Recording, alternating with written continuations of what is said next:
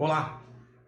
Um dos temas que de vez em quando voltam à pauta nas discussões, seja nos seminários, nas escolas de teologia ou mesmo nas escolas dominicais, é o tema da ecumene, ou ecumenismo, como alguns grupos preferem utilizar o termo.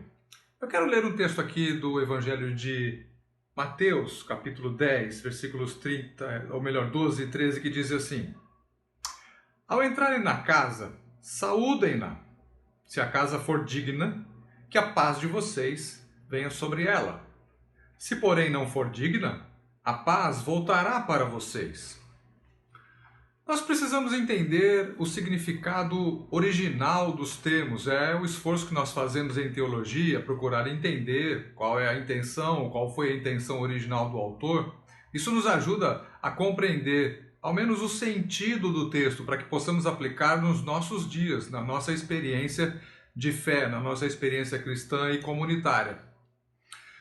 Praticamente todos os autores do Novo Testamento usaram a expressão ou o termo ecumene, não ecumenismo, sobre o qual vou falar logo mais. O termo ecumene tem origem na palavra grega oikos, que quer dizer casa. Ecumene, portanto, seria o ambiente de convivência, o ambiente em que as pessoas se reúnem, pessoas diferentes.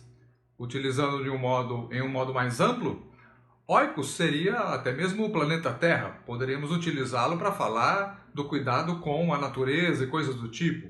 O planeta Terra, no sentido do Salmo 24, é a oiko de Deus, que Deus deu aos homens.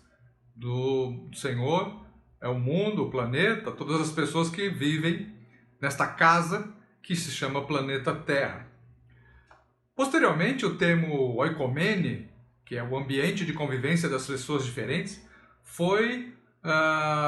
recebeu um conteúdo adicional, eu diria até um conteúdo ideológico, e aí se tornou o ecumenismo, que é uma militância, e às vezes as militâncias acabam distorcendo o sentido original, e por isso contaminam o sentido que se pretendia, ou pelo menos o sentido pelo qual os autores do Novo Testamento se debruçaram quando foram escrever os textos.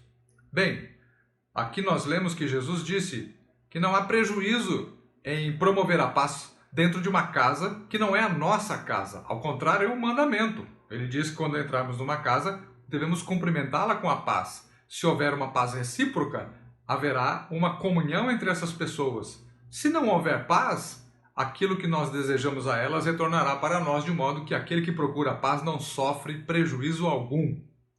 Nós vemos o próprio Jesus no Sermão da Montanha dizendo que são bem-aventurados, que são felizes os pacificadores, porque eles serão chamados filhos de Deus. Paulo, numa das suas cartas, diz: no que depender de vocês, procurem a paz com todos. A carta aos Hebreus diz a mesma coisa: sigam a paz com todos e a santificação, sem a qual ninguém verá o Senhor. Há muitas outras ocorrências no Novo Testamento, de modo que a promoção da paz não é uma opção, não é uma alternativa. Eu não posso escolher entre viver em paz com as pessoas, em conviver com pessoas diferentes, que pensam diferentes comigo, que divergem de mim. Isso é um mandamento, é uma imposição. Nós devemos procurar a paz enquanto pessoas de fé, enquanto discípulos de Cristo, como pessoas que procuram aquilo que o próprio Jesus procurou. A oração sacerdotal que Jesus fez, ele disse que orava a Deus para que todos pudessem ser um. Eu não estou aqui fazendo confusão com outro termo que as pessoas costumeiramente têm confundido. Eu dou aula há muitos anos de metodologia científica e na metodologia, uma das aulas, eu procuro definir com os alunos o sentido das palavras, para que o TCC, o trabalho de conclusão de curso deles, não seja confuso, não provoque dupla interpretação, ou até mais de 2 ou 3 interpretações. E aí eu procuro perguntar para eles: o que vocês entendem por ecumene? Todas as turmas nas quais eu lecionei até hoje, as definições dadas pelos alunos, não diria na maioria, mas um grande número de casos, os alunos definem ecumene como a junção de cultos, liturgias e credos diferentes. Isso tem outro nome, isso chama-se sincretismo, e nós não podemos confundir sincretismo com ecumene. E também não podemos, como diz o ditado popular, jogar fora a água do banho e o bebê junto com ela.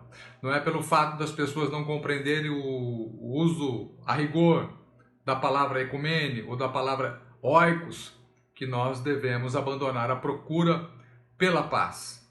Ao contrário, devemos trabalhar para que as pessoas compreendam cada vez mais o sentido real das palavras e não apliquem às palavras conteúdos diferentes daqueles que são seus conteúdos originais.